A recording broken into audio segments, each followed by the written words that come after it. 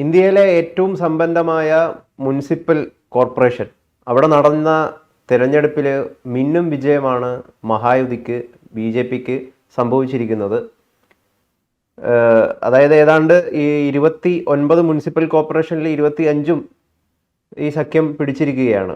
BJPക്ക് മാത്രം 1400ഓളം സീറ്റുകൾ ലഭിച്ചിരിക്കുന്നു. വലിയ തോൽവിയാണ് യഥാർത്ഥത്തിൽ ശിവസേനയ്ക്ക് സംഭവിച്ചിരിക്കുന്നത്. അപ്പം മഹാരാഷ്ട്രയിലെ എല്ലാമായിരുന്നു താക്കറെയുടെ ശിവസേന. അതിന്റെ ഭാവി ഇനി എന്താണ്? ശിവസേനയ്ക്കയുടെ ഭാവി തീർച്ചയായിട്ടും ഒരു വലിയ ചോദ്യചിഹ്നമാണ്.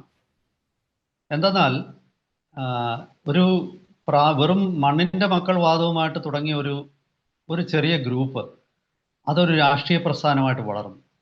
അതങ്ങനെ പടർന്ന് പന്തലിച്ച് ആദ്യം ബോംബെയിലെ ഈ ബോംബെ അധോലോകം കൂടുതലും ന്യൂനപക്ഷ സമുദായത്തിൽ മുസ്ലിം സമുദായത്തിൽപ്പെട്ടവരായിരുന്നു നിയന്ത്രിച്ചിരുന്നത്. അവർക്കെതിരെ അവിടെ തദ്ദേശീയമായിട്ടുണ്ടായിരുന്ന ഒരു വികാരമുണ്ട്. അതായത് ആദ്യം നിയന്ത്രിച്ചിരുന്നത് ഹാജി മസ്താൻ, പിന്നീട് കരീം ലാല, യൂസഫ് പത്താൻ, പിന്നെ ഏറ്റവും ഒടുവിൽ അവിടെ എത്തിയത് ആ ഒരു പദവിയിലെത്തിയത് ദാവൂദ് ഇബ്രാഹിം. ഓഫ് കോഴ്സ് ദാവൂദ് ഇബ്രാഹിമിന് ഹിന്ദുക്കളായിട്ടുള്ള ഈ വലങ്കൈകൾ ഉണ്ടായിരുന്നു. മലയാളിയായ രാജൻ നായർ ആയിരുന്നു ആദ്യം. അതിനുശേഷം പിന്നീട് ശരത് ഷെട്ടി എന്ന മംഗലാപുരംകാരൻ വന്നു. പിന്നെ അങ്ങനെ പല ആൾക്കാരും അയാളുടെ വലങ്കൈയായിട്ട് നിന്ന് കാശ് പിരിക്കുന്ന അല്ലെങ്കിൽ പിന്നെ അണ്ടർവേൾഡ് ട്രാൻസാക്ഷൻസ് നടത്തുന്ന ഒരു നെറ്റ്വർക്ക് വന്നു. അപ്പോൾ ഇവർക്കെതിരെ തദ്ദേശീയമായ മറാഠികളുടെ ഒരു പ്രതിരോധമായി ശിവസേന പിന്നീട് മാറി. ഈ ശിവസേനയുടെ ഒരു പ്രതിരോധം ആണ് പലപ്പോഴും ഇവർ തമ്മിലായിരുന്നു. യഥാർത്ഥത്തിൽ BJPക്കും RSSനും ബോംബെ നഗരത്തിൽ അത്ര വലിയ ഒരു സ്വാധീനമൊന്നുമില്ലായിരുന്നു. അങ്ങനെ ഇരിക്കെ ബാൽ താക്കറെ എന്ന ആള് കിരീടം വെക്കാത്ത രാജാവായി. ഗൗതം ഓർക്കുന്നുണ്ടായിരിക്കും, ഒരിക്കൽ മൈക്കൽ ജാക്സൺ മുംബൈയിൽ വന്ന് അദ്ദേഹത്തിന്റെ പരിപാടി നടത്തുന്നതിന് മുമ്പ് ബാൽ താക്കറയുടെ അനുവാദം കിട്ടിയതിന് ശേഷമാണ് അത് നടക്കുന്നത്. കാരണം ബാൽ താക്കറെ പറഞ്ഞാൽ നഗരം നിശ്ചലമാകുമായിരുന്നു. ബോംബെ എന്ന് പറയുന്ന ഒരു ചെറിയ നഗരമല്ലെന്ന് ആലോചിക്കണം. ഏതാണ്ട് 1 കോടി വോട്ടർമാരുണ്ട് ഇപ്പോഴ്. അന്നും ഒരു 10-70 ലക്ഷം വോട്ടർമാരെങ്കിലും ഉണ്ടായിരിക്കണം. അപ്പോൾ 70-75 ലക്ഷം വോട്ടർമാരുള്ള ഒരു സംസ്ഥാനത്തിന്റെ ജനസംഖ്യയേക്കാൾ, പല സംസ്ഥാനങ്ങളുടെ ജനസംഖ്യയേക്കാൾ വലിയ ജനസംഖ്യയുള്ളൊരു നഗരം. ഈ പറഞ്ഞതുപോലെ എന്താണ് അവിടുത്തെ മുനിസിപ്പൽ ബഡ്ജറ്റ് തന്നെ ഏതാണ്ട് 75,000-80,000 കോടി ആ ലെവലിലുള്ള ഒരു വലിയ ഒരു സംഖ്യയാണ്. ഏഷ്യയിലെ ഏറ്റവും കൂടുതൽ വലിയ ബഡ്ജറ്റുള്ള സിവിക് ബോഡിയാണെന്നാണ് പറയുന്നത്. ബോംബെയുടെ അധികാരമുണ്ടെങ്കിൽ രാഷ്ട്രീയ പ്രസ്ഥാനങ്ങൾക്ക് ഫണ്ട് റേസ് ചെയ്യാൻ വളരെ ഈസിയാണ്. കാരണം റിലയൻസിന്റെ ഉൾപ്പെടെ പല കമ്പനികളുടെ ഹെഡ്ക്വാർട്ടേഴ്സ് നിൽക്കുന്നത് ബോംബെയിലാണ്. അവിടെ ബോംബെ മുനിസിപ്പാലിറ്റി ഭരിക്കുന്ന രാഷ്ട്രീയ പ്രസ്ഥാനത്തിനെ അവരൊരിക്കലും വെറുപ്പിക്കില്ല. അത് പിന്നെ ബോംബെയുടെ നിയന്ത്രണമുള്ള രാഷ്ട്രീയ പ്രസ്ഥാനത്തിന് പണം മലവെള്ളപ്പാച്ചിൽ പോലെ വരും. ഇതായിരുന്നു ശിവസേനയ്ക്ക് ശക്തി പകർന്നത്. ഇപ്പൊ ഏറ്റവും ഒടുവിലത്തെ തദ്ദേശ സ്വയംഭരണ തെരഞ്ഞെടുപ്പ് ഫലം നോക്കുമ്പോൾ ഏകനാഥ് ഷിൻഡെയുടെ ശിവസേനയുടെ അത്ര പോലും സീറ്റ് ഉദ്ധവ് ബാൽ താക്കറെയുടെ ശിവസേനയ്ക്ക് ലഭിച്ചിട്ടില്ല. മാത്രമല്ല അയാൾ അവസാന നിമിഷം അദ്ദേഹത്തിന്റെ കസിനായിട്ടുള്ള രാജ് താക്കറെയുമായിട്ടുള്ള അഭിപ്രായ വ്യത്യാസങ്ങളെല്ലാം മറന്ന് കൈകോർക്കാനൊക്കെ ശ്രമിച്ചു. കുടുംബത്തിന്റെ ആധിപത്യം ഒന്ന് തിരിച്ചു പിടിക്കാനൊക്കെ ശ്രമം നടത്തി. പക്ഷേ രക്ഷയില്ല. അടിസ്ഥാന കാരണം എന്ന് പറയുന്നത് അവരുടെ ഐഡിയോളജി അവർക്ക് കൈമോശം വന്നു. അതിനേക്കാൾ വലിയൊരു പ്രസ്ഥാനമായ BJPക്ക് പിടിച്ചെടുക്കാൻ പറ്റി. ഇതാണ് അവിടുത്തെ പ്രശ്നം. അതായത് ഏതൊരു രാഷ്ട്രീയ പാർട്ടി ഓർക്കേണ്ട ഒരു പ്രതിസന്ധിയാണ്, അല്ലെങ്കിൽ മനസ്സിലാക്കേണ്ട പഠിക്കേണ്ട ഒരു പ്രതിസന്ധിയാണ് ശിവസേനയ്ക്ക് വന്നിരിക്കുന്നത്. മണ്ണിന്റെ മക്കൾ വാദം ഉയർത്തിയിരുന്ന കാലത്ത് ശിവസേന ഒരു ചെറിയ സംഘടനയായിരുന്നു. അവർക്ക് ചില ഗുണ്ടായുസമൊക്കെ ഉണ്ടായിരുന്നു. ബോംബെയിൽ ചിലടത്തൊക്കെ അവർക്ക് അടി കൊടുക്കാനും പലയിടത്തും അടി കൊള്ളാനും ഉള്ള ശേഷി ഉണ്ടായിരുന്നു. പക്ഷേ അതിൽ നിന്നും അവരൊരു വലിയ പ്രസ്ഥാനമായത്, അവർക്ക് അധികാരം അവരുടെ കയ്യിലേക്ക് വന്നത് അവിടെ ഹിന്ദുത്വ എന്ന ഒരു വിശാലമായ ഒരു തീം അവർ ഉയർത്തിയപ്പോഴാണ്. അപ്പോൾ അവിടെയാണ് അവർക്ക് ഛത്രപതി ശിവജി മഹാരാജിന്റെ ഒരു പിന്തുടർച്ച അവർക്ക് കിട്ടുന്നത്. കാരണം ശിവാജി ഒരു ഹിന്ദു രാഷ്ട്രത്തിന്റെ സ്ഥാപകനായിരുന്നു. അദ്ദേഹം ഒരു ഹിന്ദു സാമ്രാട്ടായിരുന്നു. അങ്ങനെ തന്നെ ആയിരുന്നു അദ്ദേഹം അഭിഷേകം നടത്തിയത്. അദ്ദേഹം ഒരു യഥാർത്ഥത്തിൽ പിന്നോക്ക ജാതിയിൽപ്പെട്ട ആളായിരുന്നു ശിവാജി. പലർക്കും ഒരുപക്ഷെ മലയാളികൾക്ക് അറിഞ്ഞുകൂടായിരിക്കും. അദ്ദേഹത്തിനെ ചക്രവർത്തിയായിട്ട് ആദ്യം അഭിഷേകം ചെയ്യാൻ മഹാരാഷ്ട്രയിലെ ബ്രാഹ്മണരെ വിസമ്മതിച്ചു. ആ സാഹചര്യത്തിൽ അദ്ദേഹം കാശിയിൽ പോയി ഉത്തർപ്രദേശിലെ ബ്രാഹ്മണർക്ക് അത് സമ്മതമായിരുന്നു. അവർക്ക് ഇതൊന്നും ഒരു പ്രശ്നമല്ല. അവരെ കൊണ്ടുവന്ന് അദ്ദേഹം അഭിഷേകം നടത്തി. അങ്ങനെ അദ്ദേഹം ചക്രവർത്തി, അദ്ദേഹത്തിന്റെ പടയാളികളും കീഴിലുള്ളവർ മുഴുവൻ ഈ ചിത്പവൻ ബ്രാഹ്മണർ എന്ന് പറയുന്നത് ഈ ശിവാജിയുടെ ലെഗാസി, അദ്ദേഹത്തിന്റെ പാരമ്പര്യം, ശിവസേന തങ്ങളുടെ ഹൃദയത്തോട് ചേർത്ത് തങ്ങൾ ഒരു ഹിന്ദു പാർട്ടിയാണെന്നും ഹിന്ദുവിന്റെ സംരക്ഷകരാണെന്നും അത് മഹാരാഷ്ട്രയിലെ മുഴുവൻ ഹിന്ദുക്കളുടെയും മനസ്സിലേക്കും മഹാരാഷ്ട്രയ്ക്ക് പുറത്തേക്ക് പോലും ആ സന്ദേശം എത്തിക്കാൻ ശിവസേനയ്ക്ക് കഴിയും. പക്ഷെ അവര് BJP-യുമായിട്ട് അഭിപ്രായ വ്യത്യാസം ഉണ്ടായി പുറത്തു പോകുമ്പോൾ അവർ ഈ ഹിന്ദുത്വം അങ്ങ് കളഞ്ഞു.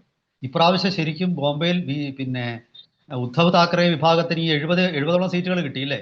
എത്രയാണ് കിട്ടിയത്? അവർക്ക് 68ഓ 70ഓ എങ്ങാണ്ടാണ് സീറ്റ്. ആ സീറ്റുകൾ ലഭിക്കാനുള്ള ഒരു കാരണം അവർക്ക് മുസ്ലിം വോട്ട് കിട്ടി എന്നുള്ളതാണ്. മുസ്ലിം വോട്ട് കിട്ടിയില്ലായിരുന്നെങ്കിൽ അവർക്ക് ഇത്രയും സീറ്റ് കിട്ടത്തില്ല. അപ്പോൾ കുറച്ച് മറാഠ വോട്ടുകളും മറാഠികളായിട്ടുള്ള മറാഠ എന്ന് പറയുന്ന സമുദായത്തിന്റെ വോട്ടും കുറച്ച് ബാക്കി മുസ്ലിം വോട്ടുകളോട് ചേർന്നിട്ടാണ് അവർ ഇപ്പൊ പിടിച്ചു നിൽക്കുന്നത്. പക്ഷെ ഇതിലെ അവർക്ക് വന്ന പ്രതിസന്ധി എന്ന് പറഞ്ഞാൽ അവരുടെ ഹിന്ദുത്വം മുദ്രാവാക്യം അവർക്ക് കൈമോശം, അവർക്കത് കളയേണ്ടവർ. അപ്പോൾ അവർ ഏതൊരു ആശയത്തെയാണ് ഉയർത്തിപ്പിടിച്ചിരിക്കുന്നത് ആ ആശയത്തെ അവർ ഉപേക്ഷിച്ചാൽ പിന്നെ അനുയായികളെ ഉണ്ടാവില്ല. BJP-ക്ക് പിന്തുണ കിട്ടുന്നത് RSS-ന് പിന്തുണ കിട്ടുന്നത് അത് ഹിന്ദുത്വം എന്ന മുദ്രാവാക്യം കൊണ്ടാണ്. നാളെ ഹിന്ദുത്വം ഉപേക്ഷിക്കുന്ന RSS വെറും ഒരു മുതലാളിത്ത പാർട്ടിയായാൽ തീർച്ചയായിട്ടും അതിന് ഇന്ന് കിട്ടുന്ന പിന്തുണ ഇല്ലാതാവും. കേരളത്തിലെ കമ്മ്യൂണിസ്റ്റ് പാർട്ടി എടുത്തു നോക്കുക, കമ്മ്യൂണിസം ഇല്ലല്ലോ. സ്വാഭാവികമായിട്ട് ഇന്ന് അവർക്ക് കിട്ടുന്ന പിന്തുണ ആ കമ്മ്യൂണിസത്തിന് കിട്ടുന്ന പിന്തുണയല്ല, മറ്റു പല ഘടകങ്ങളായിട്ട് കിട്ടുന്ന ന്യൂനപക്ഷ പിന്തുണ തൊട്ട് അങ്ങനെയുള്ള പിന്തുണകളാണ്.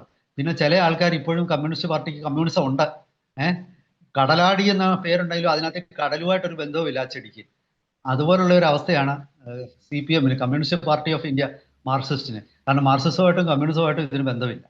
ഇങ്ങനെയുള്ള രീതിയിൽ ഒരു രാഷ്ട്രീയ പ്രസ്ഥാനം അവരുടെ ആശയങ്ങളെ അവർക്ക് കൈമോശം വന്നാൽ അത് നല്ലതായിക്കൊള്ളട്ടെ ചീത്തയായിക്കൊള്ളട്ടെ. ഇപ്പം നമ്മളിപ്പം മുസ്ലിം ലീഗിന് മുസ്ലിം ആശയം ഇല്ലാതായാൽ പിന്നെന്ത് മുസ്ലിം ലീഗ്? അവരുടെ ആദർശത്തിൽ ഉറച്ചു നിൽക്കണം.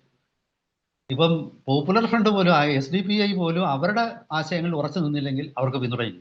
ഈ ആശയം ഉപേക്ഷിച്ച് ആമാശയത്തിന്റെ കാര്യം മാത്രം നോക്കിയതാണ് താക്കറേമാരുടെ പ്രശ്നം.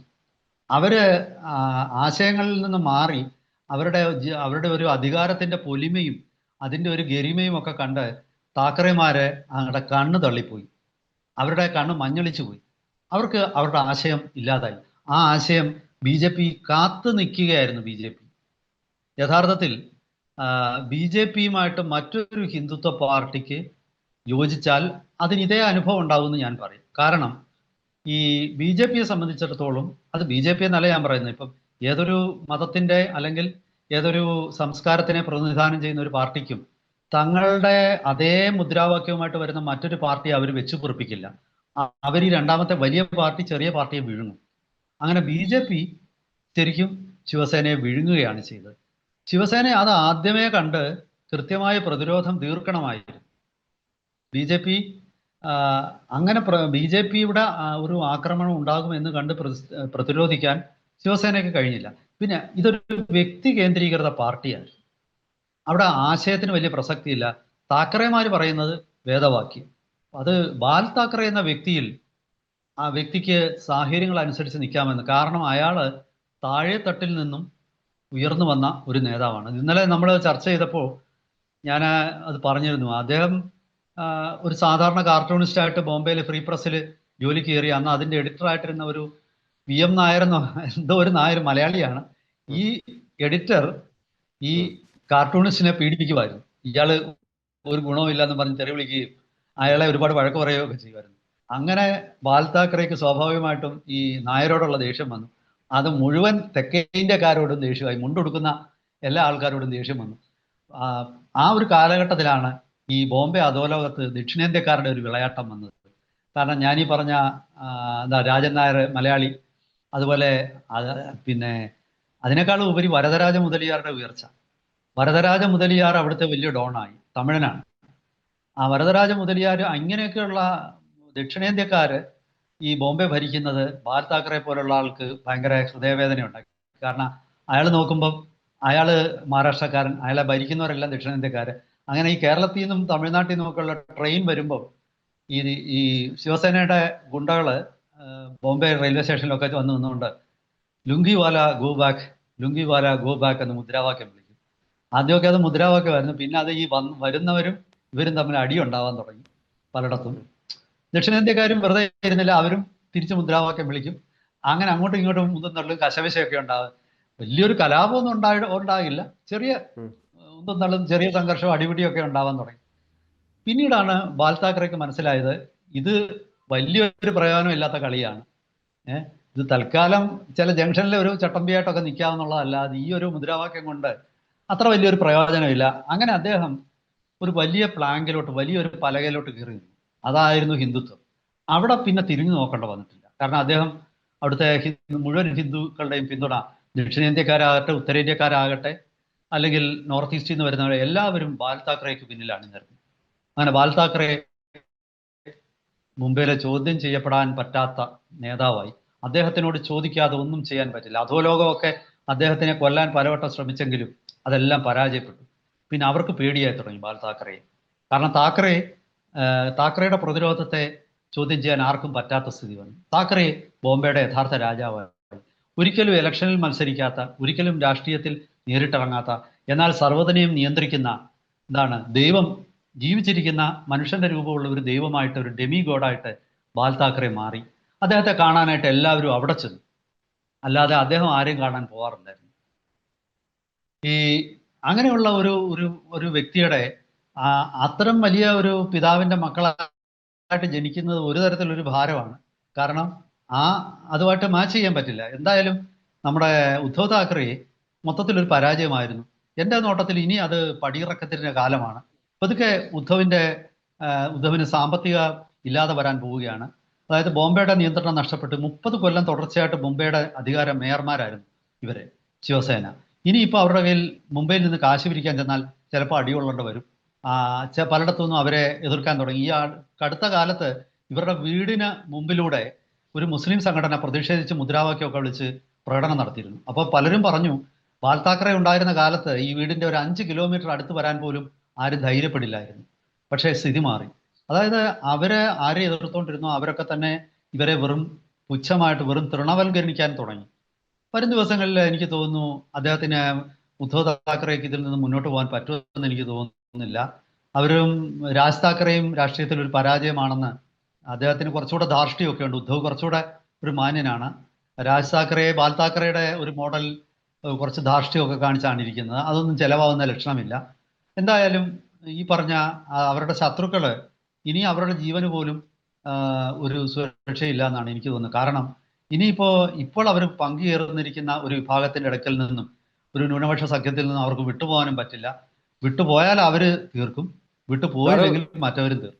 അപ്പൊ ഈ ശിവസേനയുടെ ഈ ഒരു പരാജയത്തിന് കാരണം ഒരു ഹാർഡ് കോർ ഹിന്ദുത്വ ലൈന് വിട്ടുകൊണ്ട് ഒരു സെക്യുലർ ഗവർണൻസിലേക്ക് അവർ പോയി എന്നതാണോ? തീർച്ചയായിട്ടും. കാരണം അവരൊരു പാർട്ടി വളർത്തിയത് ഒരു ആശയം കൊണ്ടാണല്ലോ. ആശയം ശരിയോ തെറ്റോ എന്നൊന്നും ഞാൻ പറയുന്നില്ല. പക്ഷെ ആ ആശയം അവർ എടുത്ത് ദൂരെ കളഞ്ഞു. പിന്നെ ആ പാർട്ടിക്ക് നിലനിൽപ്പില്ല. ആശയം വേണ്ട എന്ന് തീരുമാനിക്കുന്നതോടുകൂടി ആശയത്താൽ പ്രചോദിതരായിട്ട് ആ പ്രസ്ഥാനത്തിൽ ചേർന്ന ആൾക്കാരെല്ലാം അത് വിട്ടിട്ട് പോകും. അപ്പൊ അത് തന്നെ ശിവസേനയ്ക്ക് സംഭവിച്ചു. ഇനി അതിന് പ്രത്യേകിച്ച് ഒരു മറുമരുന്നുള്ളതായിട്ട് എനിക്ക് തോന്നുന്നില്ല. ഇനി പതുക്കെ ഉള്ള അധികാരം കെട്ടിക്കൊണ്ട് രാഷ്ട്രീയം, ഒരു പാർട്ടിയെ പോലെ എന്തെങ്കിലും കോയലീഷൻസിലൂടെയോ അല്ലെങ്കിൽ അങ്ങനെ കാത്തിരിക്കുക. BJP ഒരു തെറ്റ് വരുത്തുന്നതിന് വേണ്ടി കാത്തിരിക്കുക. BJP തെറ്റ് വരുത്തുമ്പോൾ അത് ചൂണ്ടിക്കാണിച്ച് അതിനെതിരെ പ്രക്ഷോഭം നടത്തുക. പക്ഷെ പരിമിതികളുണ്ട്. കാരണം ഇതിന് അങ്ങനെയൊക്കെയുള്ള ഒരു രാഷ്ട്രീയ പാർട്ടിയായിട്ട് പ്രവർത്തിക്കാൻ കോൺഗ്രസ് ഉണ്ടല്ലോ, അല്ലെങ്കിൽ സമാജ്വാദി പാർട്ടി, വേറെ എത്രയോ രാഷ്ട്രീയ പാർട്ടികളുണ്ട്. അതിന് ശിവസേനയുടെ ആവശ്യമില്ല. അപ്പൊ ശിവസേനയുടെ പ്രസക്തി അതിന്റെ ഹിന്ദുത്വം തന്നെ ആയിരുന്നു എന്നാണ് ഞാൻ കരുതുന്നത്. ഇത് ചിലപ്പോൾ വിയോജിക്കുന്നവരുണ്ടായിരിക്കാം, അത് അവർ സെക്കുലർ ആകണമെന്ന് പറയുന്നുണ്ടാകും. സെക്കുലർ ആകുന്നതിനൊന്നും പ്രശ്നമൊന്നുമില്ല. പക്ഷെ സെക്കുലർ ആയാൽ ഇത്ര വോട്ടേ കിട്ടത്തുള്ളൂ. ഇതാണ് എനിക്ക് തോന്നുന്നത്. എന്തായാലും ശിവസേനയുടെ ഒരു അപചയം തുടങ്ങി കഴിഞ്ഞിരിക്കുന്നതായിട്ടാണ് ഞാൻ മനസ്സിലാക്കുന്നത്. തീർച്ചയായിട്ടും. Thank you. എന്തായാലും വലിയൊരു വിജയം തന്നെയാണ് മഹായുതി അലയൻസിന് മഹാരാഷ്ട്രയിൽ സംഭവിച്ചിരിക്കുന്നത്. അവിടെ BJP 89 സീറ്റുകൾ നേടി, ശിവസേന 29, കോൺഗ്രസ് 24 സീറ്റുകൾ. അങ്ങനെയാണ് കാര്യങ്ങൾ. അപ്പോൾ എന്തായാലും താങ്ക് യു.